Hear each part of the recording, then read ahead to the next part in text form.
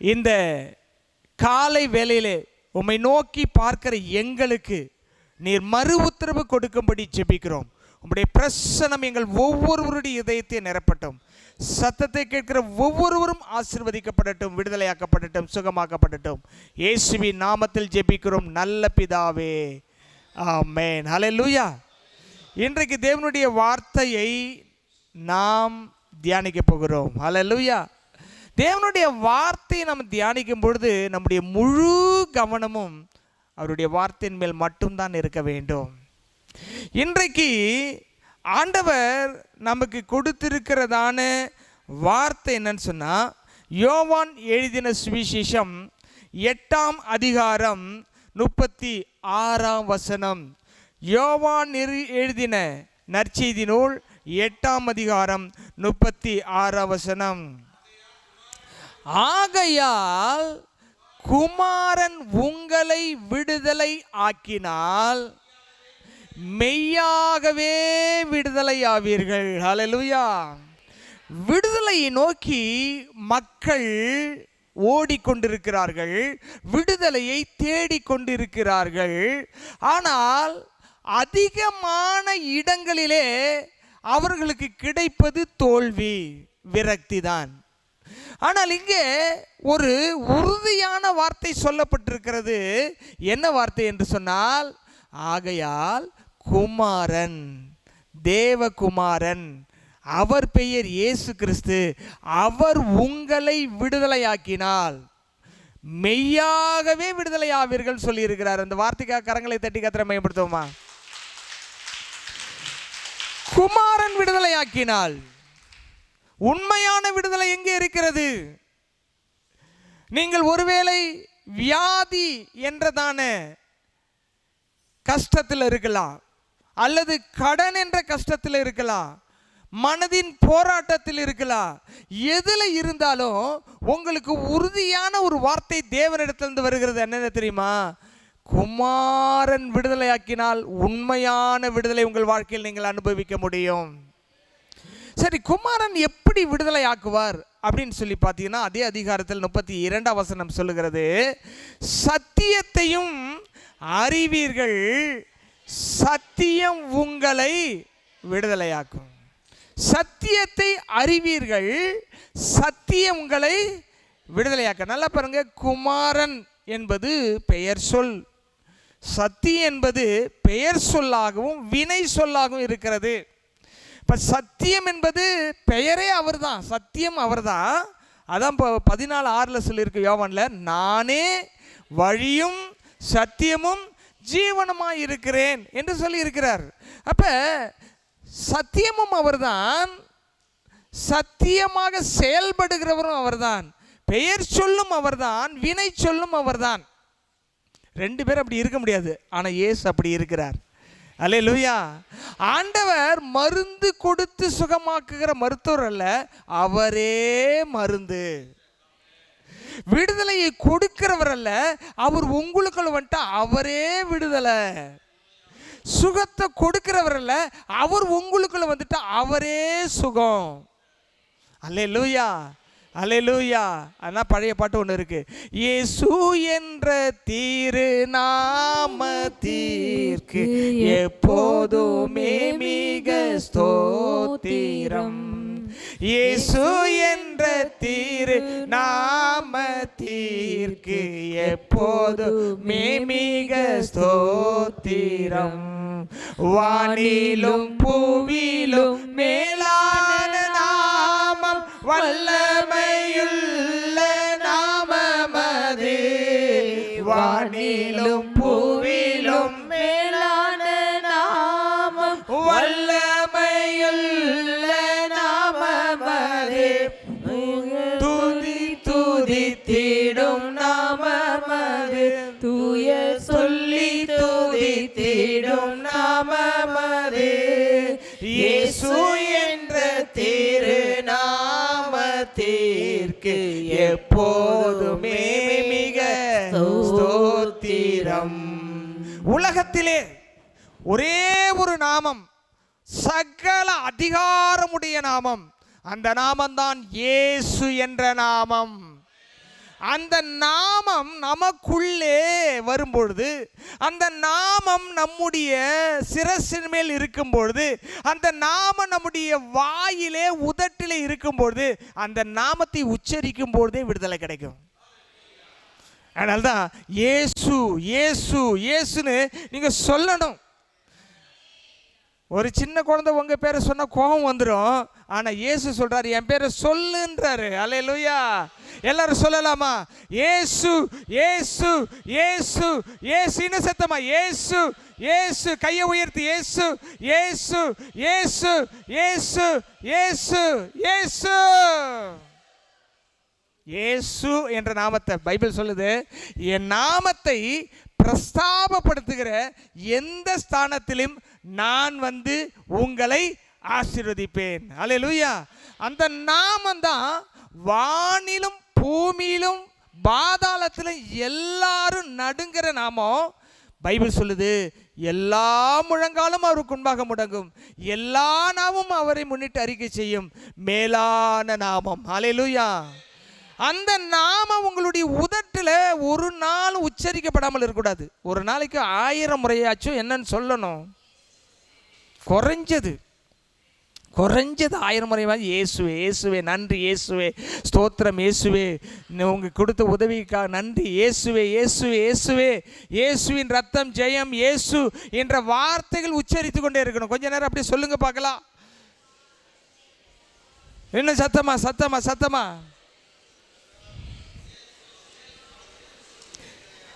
சத்தியத்தையும் அறிவீர்கள், சத்தியம் உங்களை விடுதலையாக்கும்.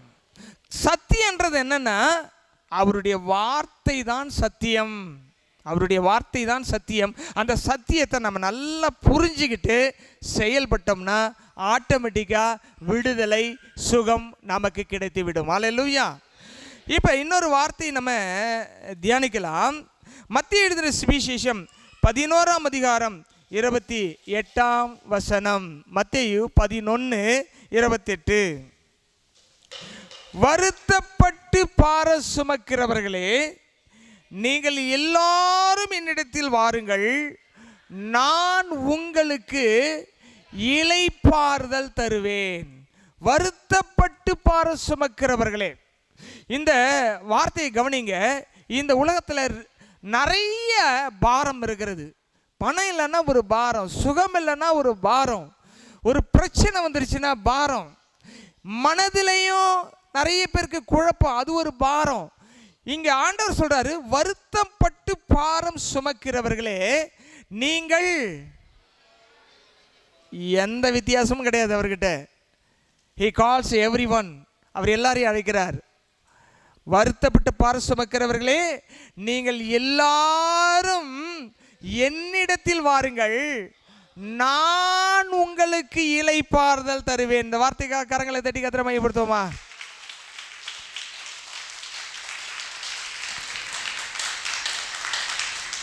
இளைப்பாறுதல்ன்றது peace in mind. Peace in mind.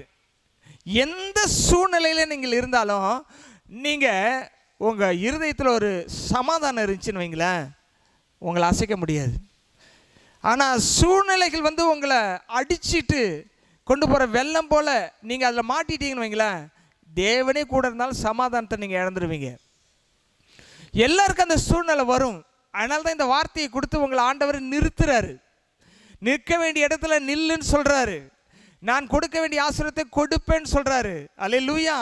இங்கே சொல்லப்பட்டிருக்கிற வார்த்தை, வருத்தப்பட்டு பார சுமக்கிறவர்களே நீங்கள் எல்லாரும் என்னிடத்தில் வாருங்கள், நான் உங்களுக்கு இளைப்பாறுதல் தருவேன். நிம்மதியை தேடிதான், இளைப்பாறுதலை தேடிதான் உலகம் ஓடிக்கொண்டிருக்கிறது. இதை கேட்டுக்கொண்டிருக்கிற நீங்கள் யாராக இருந்தாலும் ஒரு நிம்மதியை தேடி ஓடுவீர்கள் என்று சொன்னால், நிம்மதி கொடுக்கிற இயேசு ஒருவர் இருக்கிறார். அவர் உங்கள் வாழ்க்கையிலே நிம்மதியை தருவார். அவர் மட்டும்தான் பிராமிஸ் பண்ணி இருக்கிறார், நான் உங்களுக்கு இளைப்பாறுதல் தருவேன். அந்த இளைப்பாறுதல் எப்படிப்பட்டதா இருக்குன்னா, வியாதியிலிருந்து சுகத்தை கொண்டு வரும்.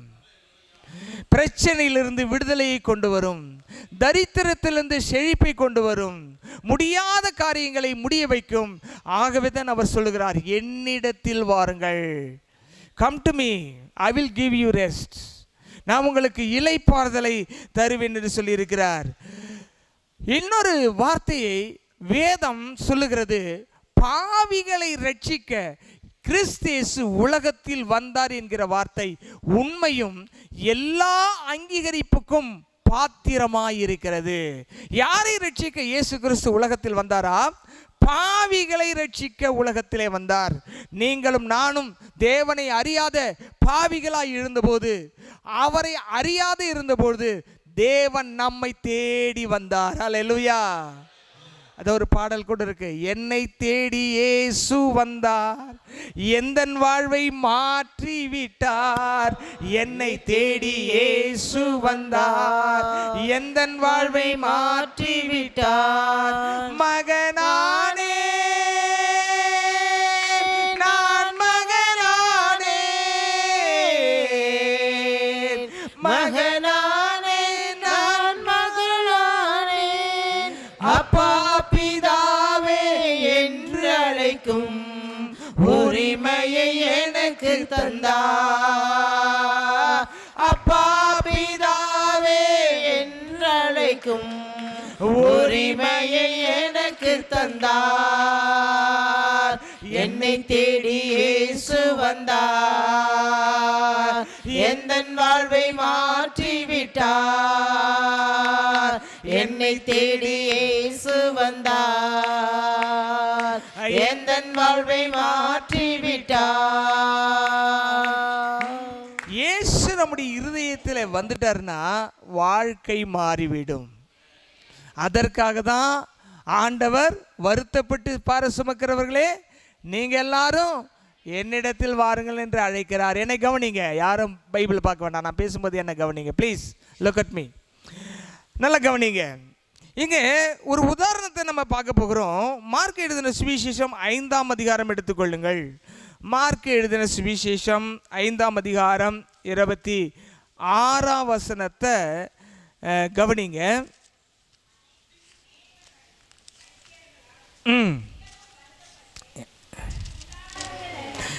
இங்க ஒரு பெரும்பாடுள்ள ஸ்திரீயை குறித்து வேதம் பதிவு செய்கிறது.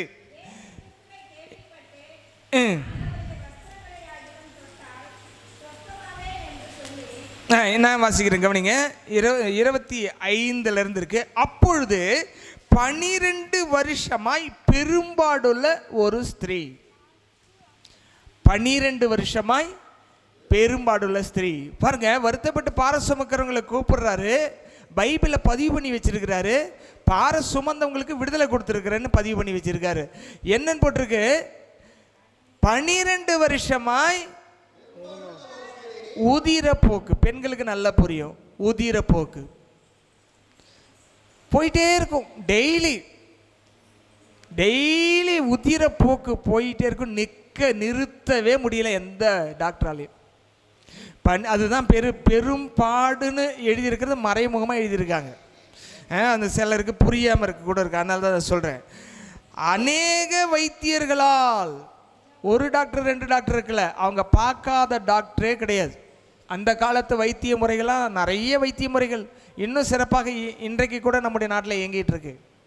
அநேக வைத்தியர்களால் மிகவும் வைத்தியர்களால் சுகமாகின்னு போடலைங்க, மிகவும் வருத்தப்பட்டு தனக்கு உண்டானவைகளை எல்லாம் விற்று செலவு பண்ணிட்டாங்க. சொத்தெல்லாம் விற்று செலவு பண்ணியாச்சுங்க. லட்சக்கணக்காக இருக்கலாம், கோடிக்கணக்காக இருக்கலாம்.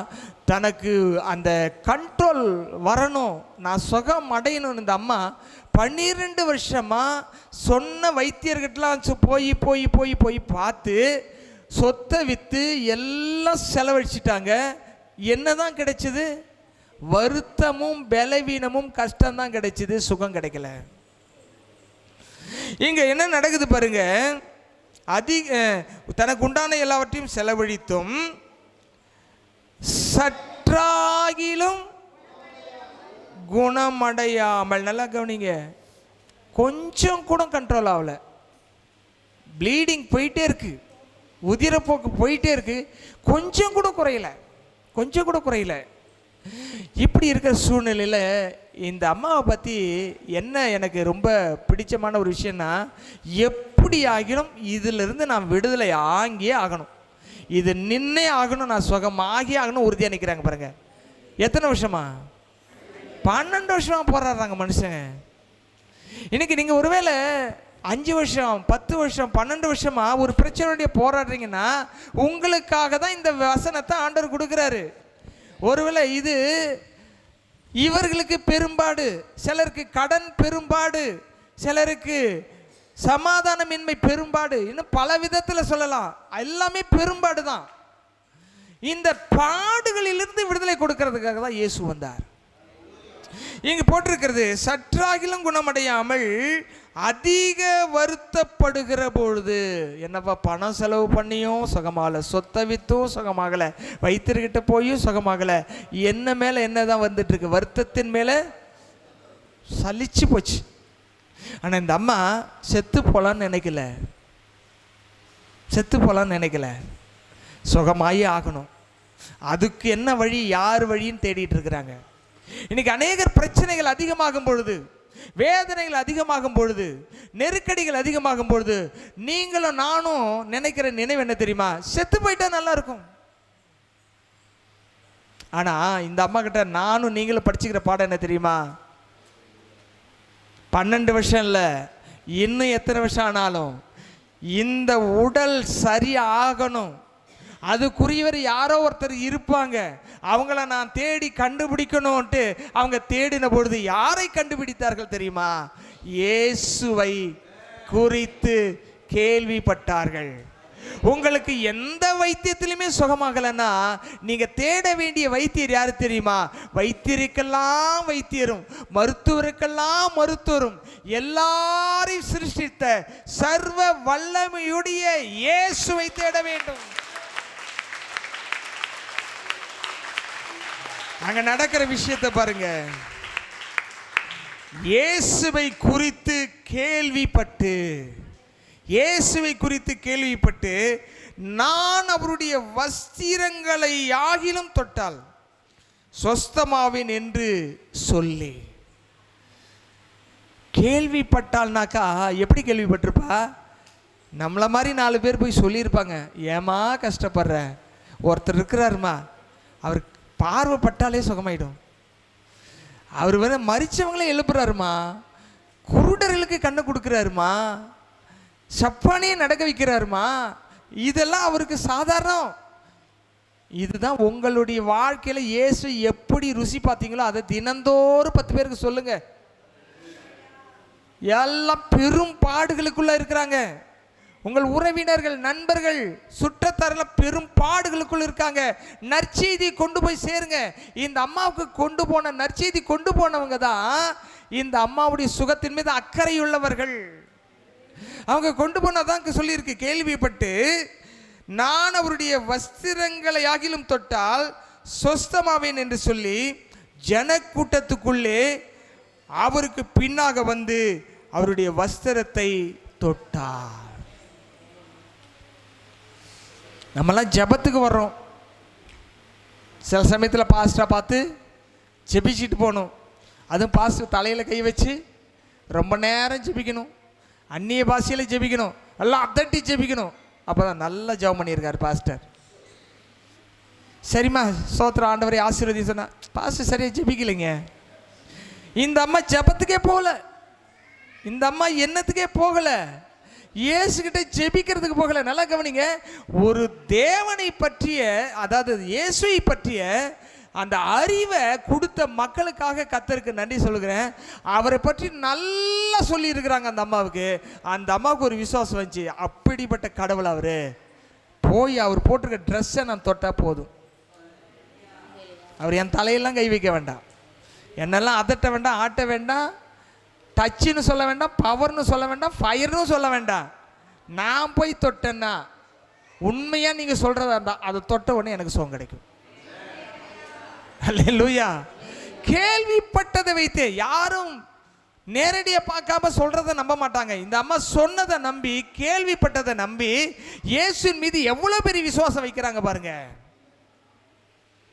நீங்க அதிகாலை ஓடி வந்து, இந்த பனியா இருக்கலாம் மழையா இருக்கலாம், ஓடி வந்து ஆலயத்தில் மண்டி போட்டு ஜெபிச்சு பாருங்க, உங்களை பார்க்குற ஒருத்தர் இருக்கிறாரு, உங்களுக்கு அவர் விடுதலை கொடுப்பாரு.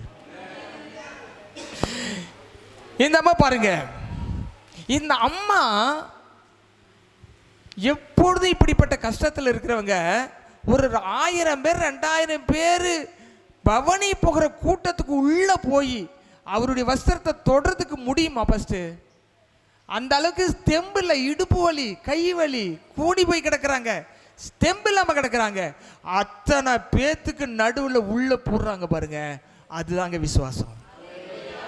நீங்க முடியாதுன்ற விஷயத்த முயற்சி பண்ணி செய்யறீங்க பாருங்க, அதுதான் விசுவாசம். அல்லேலூயா. பனி பெஞ்சா என்னப்பா நான் சர்ச்சுக்கு போறேன், மழை பெஞ்சா என்ன நான் சர்ச்சுக்கு போறேன், எப்படி இருந்தாலும் நான் காலையில் எழுந்திருப்பேன். அந்த முயற்சி பண்ணாங்க பாருங்க, அந்த முயற்சியை கர்த்தர் பார்த்தார். 1000 பேருக்கு நடுவில் இந்த பூந்து இந்த அம்மா அந்த என்ன பண்றாங்க, எப்படி போயிருப்பாங்க தெரியுமா? அவங்க எப்படி போய் தொட்டிருப்பாங்க? அதாவது அந்த ப்ரேயர் சால்னு சொல்லுவாங்க, அப்படி தொங்கும். இந்த அம்மா இப்படி குனிஞ்சு போய் தவழ்ந்து போய் அங்கே போய் தொட்டிருக்காங்க. நடந்து போய் இல்லை, தவழ்ந்து போய் அங்கே தொடுறாங்க. தொட்டுட்டு என்ன நடக்குது பாருங்க. முயற்சி என்பது கடினமான முயற்சி எடுக்கணும். ஒரு ஆசீர்வாதத்தை நீங்கள் வாங்கிறதுக்கு கடினமான விசுவாசம் வேணும், கடினமான முயற்சி வேணும். அந்த மாதிரி தவழ்ந்து போய் அந்த வஸ்திரத்தை தொடுகிறார்கள். தொட்டன பாருங்க, உடனே உடனே இமீடியட்லி, உடனே அவளுடைய உதிரத்தின் ஊறல் நின்று போயிற்று. கரங்களை தட்டி கத்திர மையப்படுத்துமா? உடனே the fracture of second. நீங்க கவனிங்க, சபையில் உங்களுக்காக ஜெபிக்கிற ஜெபங்கள் ஆசீர்வாதத்தை கொடுக்கிறது ஒன்று. ஆனால் நீங்கள் விசுவாசத்தோடு நீங்க மட்டுமே வந்து ஜெபிக்கிறீங்கன்னு வைங்களா, அது வேற லெவல். அந்த லெவல் தான் இந்த அம்மா. அவங்கள யாரும் அவங்கள பிடிச்சி தூக்கிட்டு போல. நீங்கள் தாப்பா சொன்னீங்க, எப்படியாச்சும் அந்த இயேசுகிட்ட கொண்டு போய் முன்னாடி நிறுத்துங்க, இல்லைலாம் கேட்கல, சொல்லிட்டீங்கல்ல நான் பார்த்துக்கிறேன் விடு. எவ்வளோ பெரிய முயற்சி பார்த்தீங்களா? முடியாதவர்கள் ஒரு காரியத்தை செய்கிறாங்கன்னா கர்த்தர் அதை பார்ப்பாரு. முயற்சி எடுக்கிறவர்களுக்கு இறங்கி வந்து ஆசீர்வாதத்தை தருவார். இவங்க தொட்ட உடனே நின்று போயிட்டு அந்த வேதனை நீங்கி ஆரோக்கியம் அடைந்ததை அவள் தன் சரீரத்திலே உணர்ந்தாள். உடனடியான சுகத்தை கொடுக்கிறவர் நம்முடைய ஆண்டவராகிய இயேசு கிறிஸ்து. பாருங்க, உடனே நின்று போயிட்டு உடனே தெம்பு வந்துருச்சு, உடனே பலன் வந்துச்சு பாருங்க. நிறைய பேர் உங்க தலையில கை வச்சிருக்கலாம். நீங்க என்னைக்காச்சும் போய் முயற்சி பண்ணி கடினமான சூழ்நிலையில இயேசுனுடைய இந்த வஸ்திரத்தை தொடறதுக்கு முயற்சி பண்ணியிருக்கீங்களா? இந்த அம்மா மாதிரி சிலர்லாம் கேட்கும்போது சொல்லுவாங்க, இன்னைக்கு ரொம்ப முடியல அதனால வீட்டிலே இருந்துக்கிட்டேன், இன்னைக்கு மழையா இருந்துச்சு அதனால வீட்டில் இருந்துக்கிட்டேன், இன்னைக்கு ரொம்ப கஷ்டமா இருந்துச்சு மனசு அதனால படுத்துக்கிட்டேன். No no no no. உங்களுடைய சூழ்நிலைலாம் இந்த அம்மாவிட மோசமாக இருக்கிறதுக்கு வாய்ப்பே இல்லை. இந்த அம்மாவே முயற்சி பண்ணி வந்து வஸ்திரத்தை தொட்ட உடனே என்ன நடந்தது? அற்புதம் நடந்தது. ஹல்லேலூயா. இப்போ இவங்க இயேசுவை பார்த்தாங்களா? இயேசுவை பார்த்தாங்களா? பின்னாடி போய் தானே தொட்டாங்க, முன்னாடி இயேசுவை பார்த்தாங்களா? தொட்டவுடனே சுகமாயிடுச்சு, டக்குன்னு எழுச்சாங்க, அப்படின்னு நின்றுக்கிட்டாங்க. கூட்டத்தோட கூட்டமாக நின்றுக்கிட்டாங்க. என்னடா அது, நம்ம கேள்விப்பட்டதை விட பயங்கரமான சாமியாக இருக்கிறாரு, ட்ரெஸ்ஸை தான் தொட்டோம், டக்குன்னு நமக்கு ஸ்டாப் ஆயிடுச்சு, இப்போ தெம்பாயிடுச்சு, ரெண்டு பக்கம் என்ன இல்லை, வலியே இல்லை, அடி வயிற்று வலி இல்லை, சைடு வலி இல்லை, இடுப்பு வலி இல்லை, எல்லாம் போயிடுச்சு, எப்படிடா இதுன்னு அப்படி கலங்கி போய் பிரமிப்பில் நிற்கும் பொழுது என்ன நடக்குது பாருங்க. உடனே, ரெண்டாவது உடனே இது, உடனே இயேசு தம்மிலிருந்து வல்லமை புறப்பட்டதை தமக்குள் அறிந்து. நல்லா கவனிங்க, நீங்க விசுவாசத்தோடு இயேசுவை தொட்டால் இயேசுவுக்கு தெரியும் நீங்கள் எதற்காக தொட்டீர்கள் என்று. அவருக்கே தெரியாம ஒரு வல்லமை அவங்க கிட்ட போயிடுச்சு பாருங்க. இயேசு பேசும்போது வல்லமை புறப்பட்டு தொட்டது வேற, இயேசுவே அறியாத ஒரு சூழ்நிலை ஒருத்தவங்க தொட்டு என்னத்தை வாங்கிட்டாங்க, வல்லமையே என்ன நடக்குது பாருங்க. அவர் சொல்றாரு, அறிந்து ஜனத்த கூட்டத்துக்குள்ளே திரும்பி என் வஸ்திரங்களை தொட்டது யார் என்று கேட்டார். God knows everything. உங்கள் சூழ்நிலை எவ்வளோ மோசமாக இருந்தாலும், உங்கள் கஷ்டம் எவ்வளோ பெருசாக இருந்தாலும், இந்த காலை வேளையிலே கஷ்டத்துக்கும் நஷ்டத்துக்கும் முடிவு கட்ட கர்த்தர் வந்திருக்கிறார். நீங்கள் அவரை தொட வேண்டும். ஹல்லேலூயா, ஹல்லேலூயா. பாருங்க, நீங்கள் அதான் நான் சொல்கிறேன், ஏற்கனவே சொல்லி நான் அறிவிப்புல, நீங்கள் நல்லா ஜெபிச்சுட்டு வந்து பாஸ்டர்கிட்ட ஆலோசனை கேளுங்க, சமாதானமும் ஆசீர்வாதம் பெருகும். ஜெபம், விசுவாசம், இவைகளை உச்ச கட்டத்துக்கு நம்ம போகணும். இங்கே கவனிச்சிங்கன்னா இப்படி ஒரு கேள்வி கேட்குறாரு. கேள்வி கேட்டால் அது நகைப்புக்குரிய கேள்வியாக சீசர்கள் பார்க்கிறார்கள். ஏன்னா ஜனங்களாம் நெருக்கிட்டு வராங்க, முட்டிட்டு வராங்க, இந்த பக்கம் அந்த பக்கம்லாம் அவரை போட்டு கேஷுவலாக அப்படியே நெருக்கிட்டு போயிட்டு இருக்கிறாங்க. அவர் சாதாரணமாக போயிட்டு இருக்கிறாரு, ஆயிரக்கணக்கான மக்கள் போயிட்டு இருக்காங்க அவருக்கு பின்னாடி. இங்கே நடக்கிற விஷயத்தை பாருங்க. அவருடைய சீஷர்கள் அவரை நோக்கி, திரளான ஜனங்கள் உம்மை நெருக்கி கொண்டிருக்கிறதை நீர் கண்டும் என்னை தொட்டது யார் என்று கேட்கிறீரே என்றார்கள். என்ன ஆண்டவர், இதெல்லாம் கேள்வியா? சில சமயத்தில் நம்மெல்லாம் விசுவாசத்தில் பேசும்போது இதெல்லாம் நடக்காதுன்னு சொல்லுவாங்க. அந்த மாதிரி கேள்வி தான் அது. இவ்வளோ பேர் நெருக்கிறாங்க, என்ன தொட்டது யாருன்னு எப்படி கேட்குறீங்க? என்னை தொட்டது யாருன்னு எப்படி கேட்குறீங்க? இதுதான் ஆவியில் பேசுகிறதுக்கும் மாம்சத்தில் கேட்குறதுக்குள்ள வித்தியாசம். நல்லா கவனிங்க. ஆவியில் அவர் மூவ் பண்ணி போயிட்டே இருக்கிறாரு. அவர் எப்படி இருந்தாலும் ஆவியில் பார்த்துக்கிட்டே போகிறாரு, ஆவியில் கேட்டுக்கிட்டே போகிறாரு, ஆவியில் உணர்ந்துக்கிட்டே போகிறாரு. இந்த சீசர்கள் கூட இருக்கிறாங்க, ஆவியில் உணர்ந்து நம்ம ஐயாவை யாரோ தொட்டிருக்கிறாங்க, அவர்கிட்ட இருந்து வல்லமை போயிருக்குன்றத வெளிப்பாடு இவங்களுக்கு இல்லை. அதான் பிரச்சனையே. இயேசுக்கும் சீசருக்கும் பிரச்சனை என்னென்னா, இவர் ஆவியில் இருக்கிறாரு, அவங்க மாம்சத்தில் யோசித்துட்டு இருக்காங்க. இப்போ கேள்வியும் கேட்டுட்டாங்க. கேட்ட உடனே இயேசு பதில் சொல்கிறார் பாருங்க.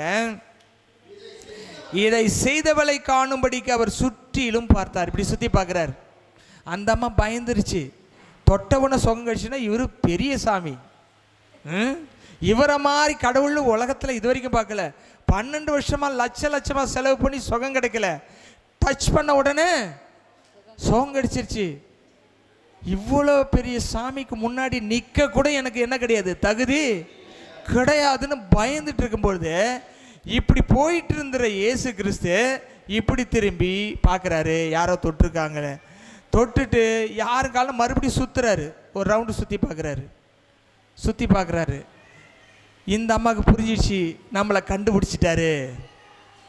பின்னாடி போய் தொட்டாலே கண்டுபிடிக்கிற ஆண்டவர் கண்டிப்பாக நம்மளை கூப்பிட்றதுக்கு முன்னாடி நாமளே என்ன பண்ணிடலாம், போய் விஷயத்தை சொல்லிடலான்ட்டு. இந்த பாருங்க, கவனிங்க, நான் வாசிக்கிறேன். தன்னிடத்தில் சம்பவித்ததை அறிந்த அந்த ஸ்திரீயானவள் பயந்து நடுங்கி அவர் முன்பாக வந்து விழுந்து உண்மையெல்லாம் அவருக்கு சொன்னாள். கரங்களை தட்டுவோமா?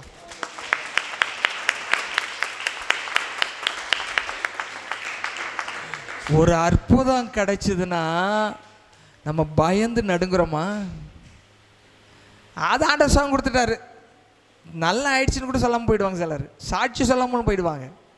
நம்ம பாருங்க, பயந்து நடுங்கி நெடுஞ்சாங்கிடையில் அவர் காலில் விழுந்து, ஐயா இத்தனை டாக்டர்கிட்ட போனால் இவ்வளோ செலவு பண்ண ஒன்றுமே கிடைக்கல, வந்து உங்களுக்கு தெரியாமல் உங்களை தொட்ட வஸ்திரத்தை நான் சுகமாயிட்டையான்னு கண்ணீரோடு சந்தோஷத்தோடு தன்னுடைய சுகத்தை பகிர்ந்து கொண்டார்.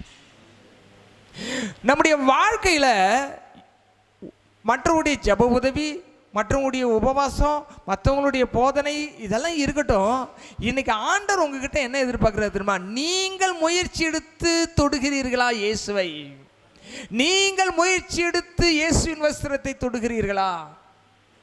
ரட்சிக்கப்பட்ட ஜனங்கள் செய்ய வேண்டிய முதல் காரியம் தினந்தோறும் அவரை தொட வேண்டும். அல்லேலூயா. வருத்தங்களினால் மக்கள் நிறைந்திருக்கிறார்கள், கஷ்டங்களினால் மக்கள் நிரம்பி இருக்கிறார்கள். அவர்களுக்கு தேவன் சொல்கிற செய்தி என்ன தெரியுமா?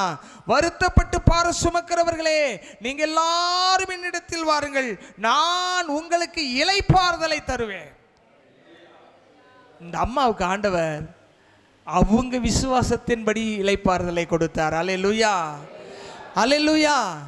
ஆகவே எல்லா கஷ்டத்தையும் பாரத்தையும் நினைச்சுக்கிட்டே வாழக்கூடாது. ஒரு பாடல் இருக்கிறது, வருத்தப்பட்டு பார சுமப்பவரே வருவீர் இயேசுவண்டை இளைப்பாற.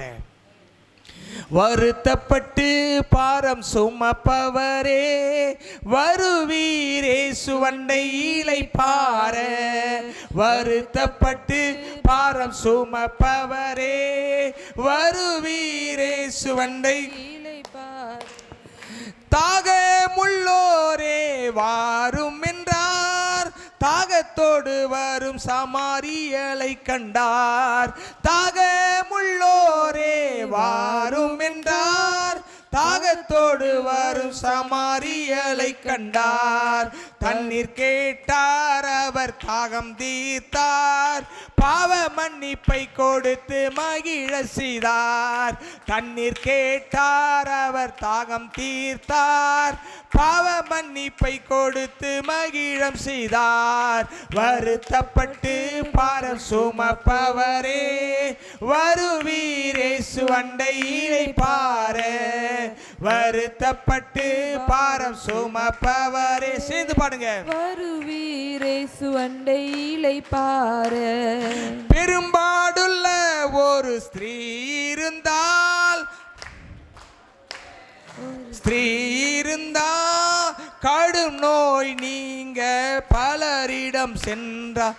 கடும் நோய் நீங்க பலரிடம் சென்றால், நம்பிக்கை இழந்தால் தன் இயேசுவை கண்டால், நடுங்கி வஸ்திரம் தொட்டு சுகமடைந்தார்.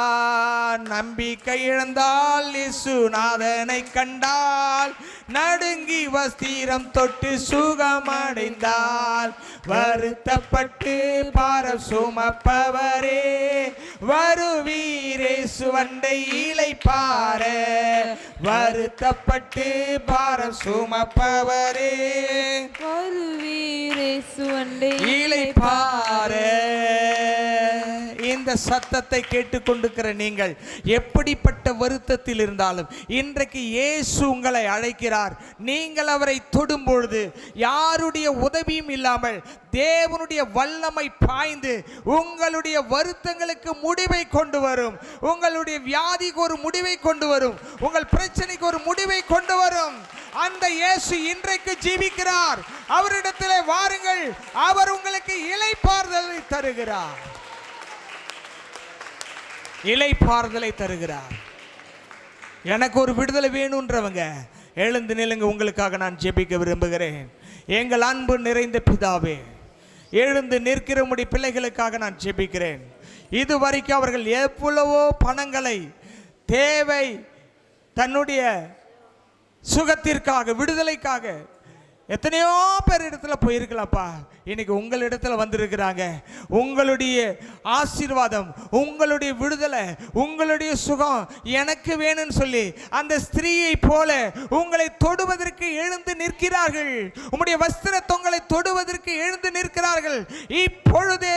இப்பொழுதே தொடுகிற ஒவ்வொருவருக்கும் உம்முடைய வல்லமை பாய்ந்து அவர்கள் வாழ்க்கையை தலைகீழாக மாற்றுவதாக. அவர்கள் சுகம் உண்டாவதாக, பலன் உண்டாவதாக, ஆரோக்கியம் உண்டாவதாக, விடுதலை உண்டாவதாக. அவர்கள் கஷ்டமெல்லாம் நீங்கி போவதாக. இயேசுவின் நாமத்தில் ஜெபிக்கிறேன். இயேசுவின் நாமத்தில் ஜெபிக்கிறேன். நீர் சுகத்தை கொடுத்ததுக்காக நன்றி, விடுதலை கொடுத்ததுக்காக நன்றி. அதற்காக நமக்கு கோடான கோடி நன்றி சொல்லுகிறோம். நன்றி சொல்லுகிறோம். நன்றி சொல்ல எல்லாம் கரங்களை தட்டி ஆண்டவருக்கு நன்றி சொல்லுவோம். Thank you Jesus, thank you Jesus, thank you Jesus, thank you Jesus.